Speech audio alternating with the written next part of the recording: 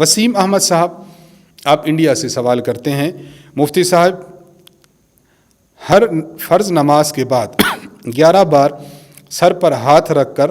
یا قیوم پڑھنے سے دماغ تیز ہوتا ہے، کیا یہ بات حدیث سے ثابت ہے؟ یہ بات حدیث میں تو نہیں ہے، البتہ ہمارے بعض اکابرین اور اسلاف کا یہ عمل منقول ہے ان کے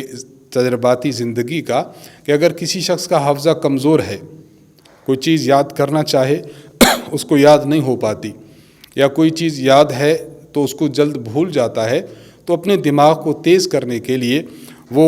نماز فرض پڑھنے کے بعد اپنے دائیں ہاتھ کو پیشانی پر رکھ کر یا قیوم پڑھتے ہیں۔ تو اگر کوئی پڑھنا چاہے تو پڑھ سکتا ہے، بہرحال یہ حدیث مبارک میں ایسی بات منقول نہیں ہے۔ یہاں ایک بات کا تذکرہ عرض کرنا ضروری سمجھوں گا، امام شافعی رحمہ اللہ کے والد ہیں کہ استاذ ہیں امام وکیع بن جراح رحمہ اللہ۔ امام وکیع رحمہ اللہ سے امام شافعی رحمہ اللہ نے ایک مسئلہ پوچھا، اب اس کو آپ نے ایک شعر کی صورت میں بند فرمایا۔ فرماتے ہیں، شکوت الی وکیع سوء حفظی واوصانی الی ترک المعاصی فإن العلم نور من الہی ونور اللہ لا یعطی لعاصی۔ اس کا ترجمہ یہ ہے، فرماتے ہیں کہ میں نے اپنے استاذ امام وکیع رحمہ اللہ سے بات عرض کی کہ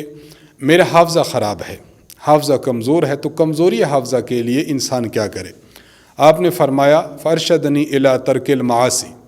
کہ انسان جو حافظہ کی مضبوطی کا اور حافظہ کے قوی ہونے کا خواہش مند ہو، اسے چاہیے کہ وہ گناہوں کی زندگی کو چھوڑ دے۔ فإن العلم نور من الہ، وجہ یہ ہے کہ علم یہ اللہ تعالیٰ کا ایک نور ہے، ونور اللہ لا یعطی لعاصی، اور نور کسی گناہ گار کو نہیں دیا جاتا۔ اس لیے وہ طلبہ کرام جو مدارس میں، کالجز میں، اسکولز میں، یونیورسٹیز میں پڑھتے ہیں، تو ان کے حافظے کے لیے بھی یہ بہت عظیم الشان چیز ہے کہ وہ لوگ گناہوں کی دنیا سے نکلیں، نیکی، تقوی، طہارت کی زندگی کی طرف آئیں، تو انشاءاللہ اللہ تعالیٰ ان کے حافظے کو مضبوط فرما دیں گے۔